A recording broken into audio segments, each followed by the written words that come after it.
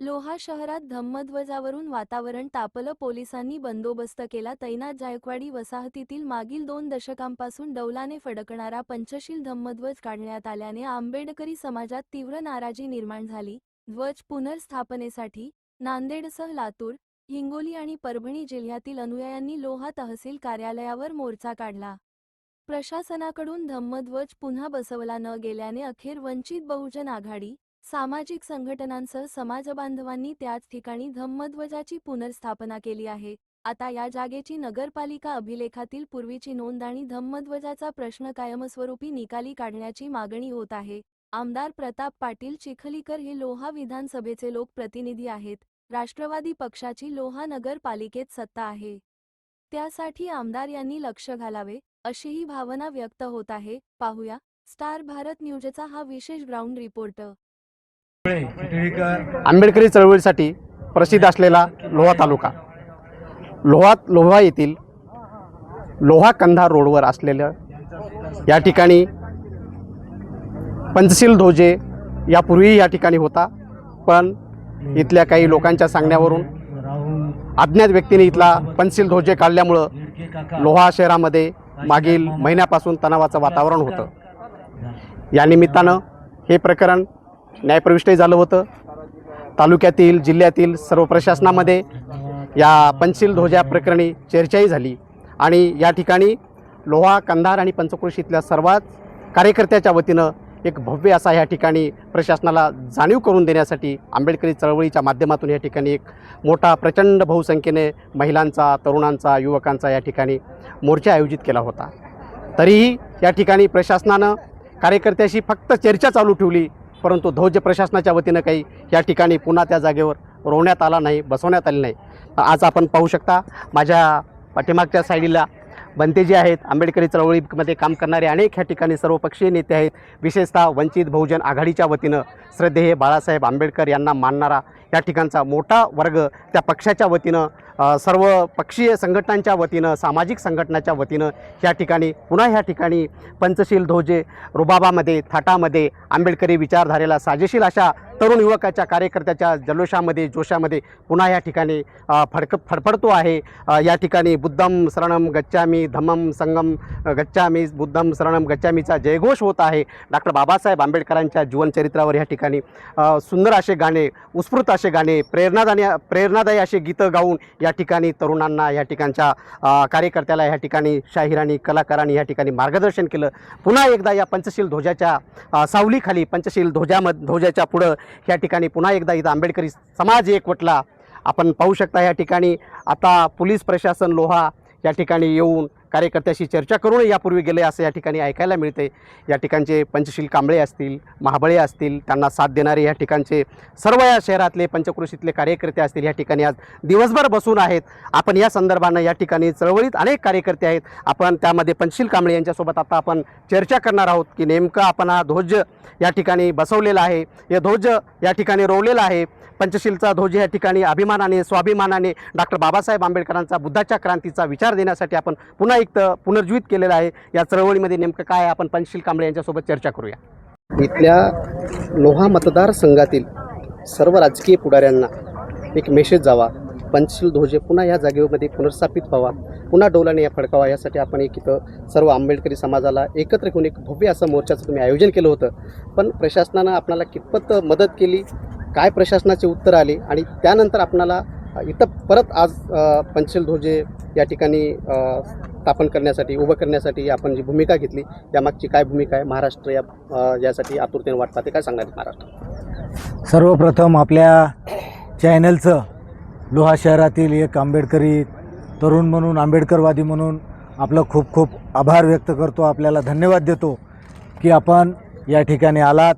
आणि हे जर पहिल्या दिवसापासून जागृत मीडिया म्हणून जर आले असते तर कदाचित या इथल्या या भूमाफियांची ही मजल झाली नसती की गेल्या 40 ते 45 वर्षापासून लोहा शहरामध्ये जो पंचशील ध्वज जायकवाडी वसाहतीमध्ये आजही नगरपालिकेच्या DP प्लॅनवर, जो नगरपालिकेचा DP प्लॅन असतो त्या DP प्लॅनवर ही जागा जायकवाडी वसाहत म्हणून आरक्षित आहे, जायकवाडी कॉलनी म्हणून आरक्षित आहे. या जायकवाडी कॉलनीमध्ये जी आमची बौद्ध लोक या ठिकाणी कर्मचारी म्हणून आल्यानंतर आता माझ्यासोबत बीबी गायसमुद्रे साहेब आहेत, असिस्टंट इंजिनियर, आणि त्यांच्यासोबत जी काही इथं बौद्ध लोक होती त्यांच्या अगोदर ज्यांनी कोणी जो ध्वज लावला होता त्या ध्वजाचं रक्षण, त्यांचा सांभाळ, विविध कार्यक्रम, जयंत्या या ठिकाणी होत गेल्या. पण इथल्या या भूमाफिया आहेत ह्या लोकांचं आपण नांदेडमध्ये पाहू शकता. अनेक ठिकाणी यांनी ह्या जमिनी बळकवायच्या आणि जमिनी बळकावून BOTवर द्यायचं किंवा अशा ह्या इथल्या आता लोह्यातली ही जमीन आहे जायकवाडी प्रकल्पाची जमीन, ही 1985 पासून 2014पर्यंत जर त्या जागा मालक जो कोण उपेंद्रनाथ कुलकर्णी, वत्सलाबाई कुलकर्णी हे जागा मालक आहेत, यांनी 14पर्यंत कुठलीही आमची जमीन आहे म्हणून शासनाला बोलले नाहीत.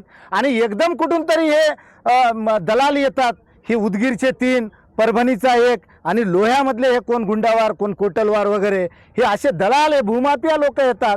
यांना या बौद्धांच्या अस्मितेचं काही घेणं देणं नाही. इथं हिंदू धर्माचं मंदिर आहे, मारुती मंदिर, त्याचं काही घेणं देणं नाही. हे अशा लोकांची नजर ह्या जमिनीवर पडली आणि त्या जमिनीवर जो पंचशील ध्वज होता, ज्या ठिकाणी डॉक्टर बाबासाहेब आंबेडकरांच्या सूनबाई, आमच्या महाउपासिका मीराताई यशवंत आंबेडकर, भैयासाहेब आंबेडकर ह्या इथं येऊन गेलेल्या आहेत. या पंचशील ध्वजाला त्यांनी इथं वंदन करून गेलेल्या आहेत. अशी ही पावनभूमी पवित्र, म्हणजे या भूमाफियांना यांचं काहीही देणं घेणं नाही.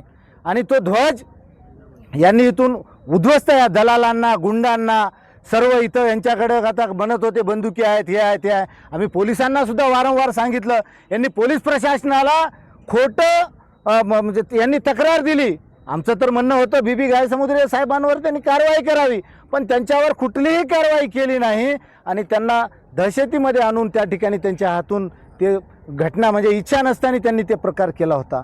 पण नंतर ह्या गोष्टी लक्षात आल्यानंतर आमचे छगनभाई आटकर असतील, गंगाधररावजी महाबळे असतील, नामदेवराव बुद्धे असतील, या सर्वांनी या प्रकरणाला वाचा फोडली. आणि नंतर वंचित बहुजन आघाडीची जी टीम पूर्ण 21 तारखेला 21/5ला ही घटना घडली आणि 22/5ला तर कलेक्टरांना, SP-ना भेटून आमचे रविदादा पंडित असतील, शंकर महाजन जिल्हा अध्यक्ष दक्षिणचे असतील, आटकोरे सर वंचित बहुजन आघाडीचे उत्तरचे जिल्हा अध्यक्ष असतील, या सर्व वंचितच्या टीमनं जाऊन तिथं कलेक्टरला निवेदन दिलं. आणि तेव्हापासून आमचा सतत प्रयत्न होता की हे कुठेतरी थांबलं पाहिजे. ही जागा सुप्रीम कोर्ट म्हणते की एखाद्या जागेवर 10 वर्षापेक्षा जास्त जर कोणाचा ताबा असेल तर त्याला मालकी तिथं बहाल करावी. पण गेल्या 40-45 वर्षापासून आमचे 47ची नोंद लोहा नगरपालिकेमध्ये, ती नोंद असताना आमच्या इथं त्यांच्या नेमकी नोंद काय क्लिअर करू द्या. विश्वशांती बौद्ध विहाराची नियोजित जागा म्हणून मुख्याधिकाऱ्याच्या नावानं ओपन स्पेस म्हणून लोहा नगरपालिकेमध्ये या जागेची नोंद होती. ती नोंद यांनी घाई गडबडीनं, आता इथले विद्यमान आमदार प्रतापराव पाटील चिखलीकर साहेब, लोकांचा आरोप आहे की त्यांची सत्ता नगरपालिकेवर आहे म्हणून घाई गडबडीनं त्यांनी 47 उडवला. आता लोकांचं म्हणणं आहे त्यांचा याच्यात इंटरेस्ट आहे का आहे की, पण आमचं म्हणणं आहे की तुमची सत्ता आहे, तुम्हाला आता एवढे लोक या आपल्या चॅनलच्या माध्यमातून, लाईव्हच्या माध्यमातून तुम्ही आलं पाहिजे बाहेर.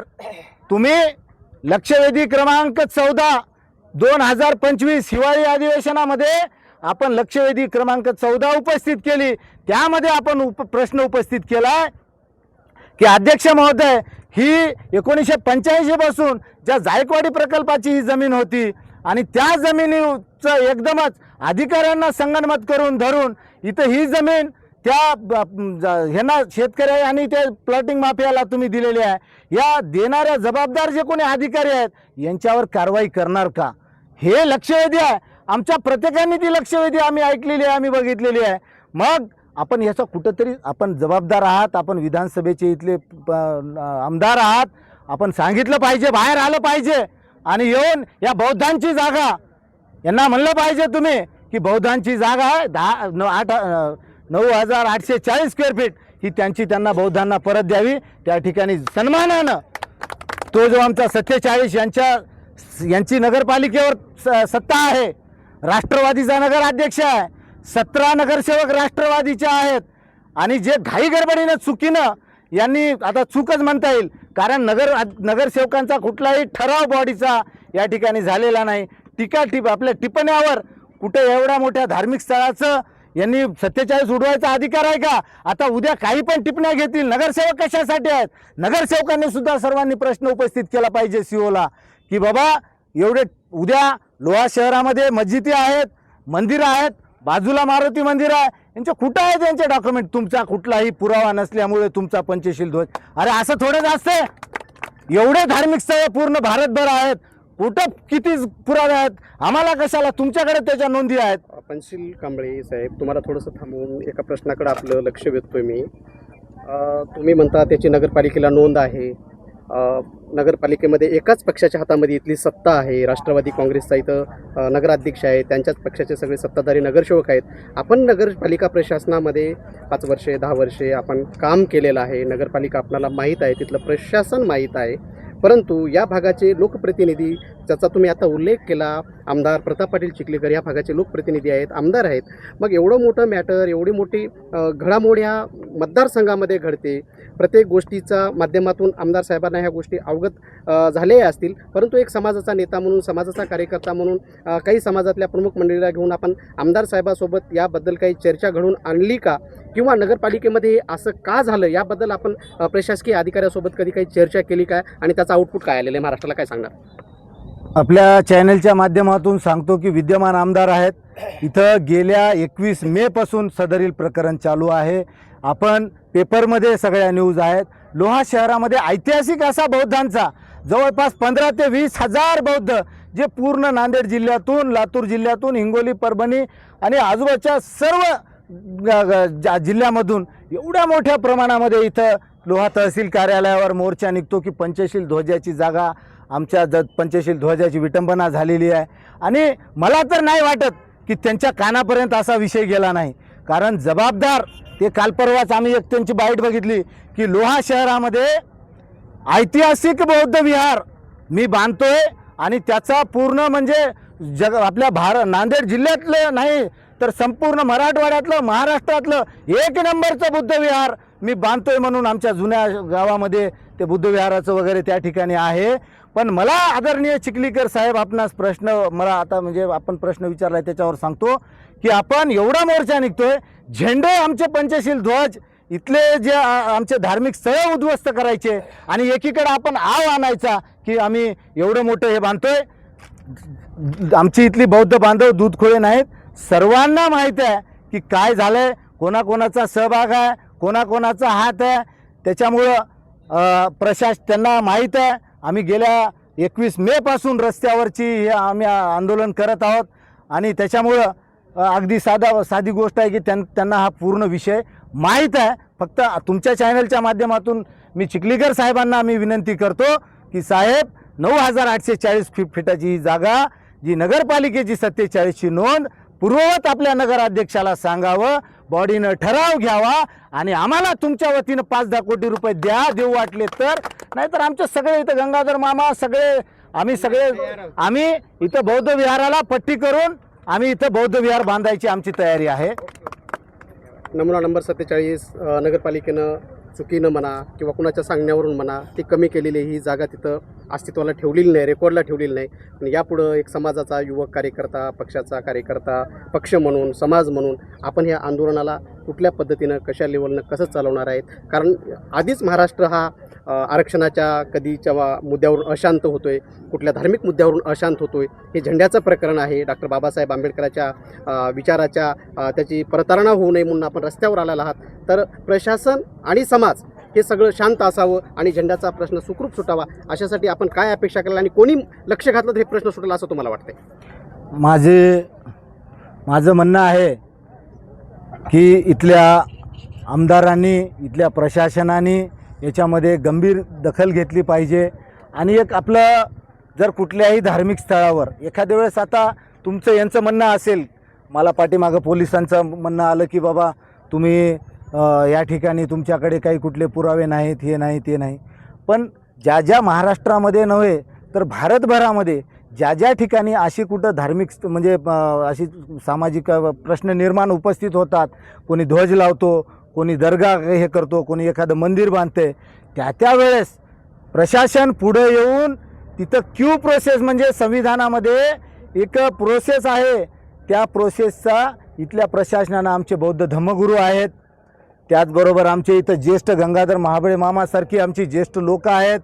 या ठिकाणी या सर्वांना बोलवायचं असते आणि त्यांचं ऐकून घ्यायचं असते. जर एखाद्या वेळेस तुम्हाला जर कुठं त्याचे काही पुरावे वगैरे काही सापडत नसतील तर त्यावेळेस रितसरपणे आपण त्या क्यू प्रोसेस फॉलो करायची असती. त्या ठिकाणी तहसीलदार असतो, तालुक्याचा न्यायदंडाधिकारी, त्या ठिकाणी लोहा आपले जे पोलीस स्टेशनचे इन्चार्ज असतात आणि त्या धर्माचे ते प्रतिनिधी ते असतात आणि त्या सर्वांच्या संमतीनं त्या अगदी विधिवत ज्या धर्माचे असतील अशी त्यांची ही प्रोसेस फॉलो करायची असती. पण ज्यावेळेस 21 मे 2026ला आमचं म्हणणं तेच आहे की आम्हाला तुम्ही विचारायला पाहिजे होतं की तुमच्याकडे काय कागदपत्र आहेत संबंधित या जागेबद्दल, विश्वशांती बौद्ध विहाराची नियोजित जागेबद्दल तुम्ही आम्हाला सादर करा. आम्ही आमचे भंतेजी बोलवले असते, आमचे धम्मगुरू बोलवले असते, आमचे ज्येष्ठ नागरिक सर्व आमचे इथले जे आमचे नागरिक आहेत, या बौद्धांचे प्रतिनिधी आहेत, सर्वांना बोलून आम्ही सुद्धा तुमच्या कायदेशीर या प्रक्रियेमध्ये भाग घेतला असता आणि तुम्हाला मदतच केली असती संविधानिक मार्गाने. आज सुद्धा सांगतोय, मीडियानं आता मीडियाच्या माध्यमातून प्रशासनाकडे माहिती घेतलेली आहे, पण मीडियाच्या हाती अशी माहिती लागते की आतापर्यंत ह्या प्रकरणात आणखीनही कोणी तक्रारदार पुढे आलेला नाही, तक्रार दाखल झालेली नाही. पण यदा कदाचित भविष्यात आज रात्री उद्यापर्यंत तक्रार दाखल झाली, SP काही वेगळे आदेश आले तर समाज म्हणून आणि समाजातला घटक म्हणून ही लढाई आपण कुठल्या ताकदीनं आणि कशी लढणार? माझं तर म्हणणं आहे कालपासून हा पंचशील ध्वज या ठिकाणी आहे. आमच्यावर आता या कायदेशीर बाब आहे. जर त्यांना जे कोणी हे जागा मालक आहेत त्यांना त्यांची जागा आहे म्हणून त्यांनी सांगत आहेत तर त्यांनी सरळ सरळ पंचशील कांबळेवर पहिला गुन्हा दाखल करावा की या ठिकाणी पंचशील ध्वज या ठिकाणी लावलाय, त्याच्यावर पहिला गुन्हा दाखल करावा.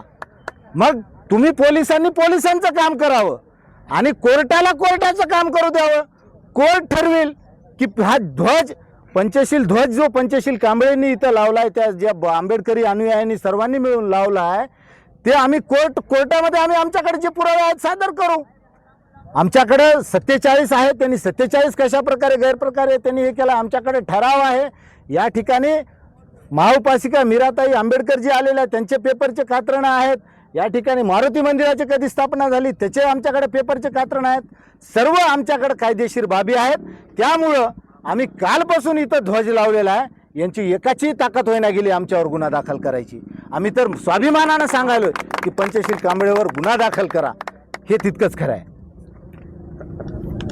लोहा विधानसभा मतदारसंघातील आंबेडकरी चळवळीचे नेते पंचशील कांबळे, महानगरपालिका प्रशासनातला अनुभव, नगराध्यक्षपदाचे प्रतिनिधी म्हणून असलेला अनुभव, नगरसेवक म्हणून असलेला अनुभव आणि आंबेडकरी चळवळीत दिलेलं योगदान आणि त्या आंबेडकरी चळवळीचं आपण काहीतरी उत्तरदायित्व लागतो म्हणून समाजासाठी, बाबासाहेबांच्या नावासाठी, बाबासाहेबांच्या अस्मितेसाठी, बाबासाहेबांच्या विचारासाठी कायम तरुणाला प्रोत्साहित करतील असं हे नेतृत्व म्हणजे पंचशील कांबळे यांनी आता या ठिकाणी आशावाद व्यक्त केला.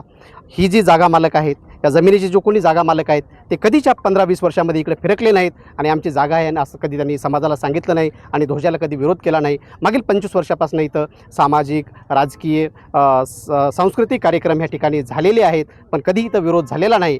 पण हा ध्वज स्वाभिमानाने डॉक्टर बाबासाहेब आंबेडकरांच्या नावाने, धम्माच्या नावाने, धम्म चळवळीसाठी असाच गतिमान असेल, असाच स्वाभिमानाने डौलत राहील, फडफडत राहील, हा त्यांनी या ठिकाणी त्यांचा आशावाद व्यक्त केलेला आहे, त्यांनी त्यांचा विश्वास व्यक्त केलेला आहे.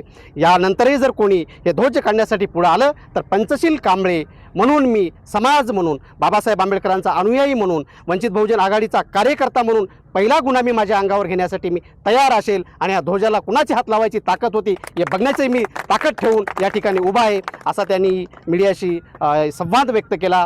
स्टार भारत न्यूज 1साठी राजरत्न गायकवाड, लोहा. पंचशील ध्वजाचा डॉक्टर बाबासाहेब आंबेडकरांचा बौद्ध धर्माचा पंचशील ध्वजाचा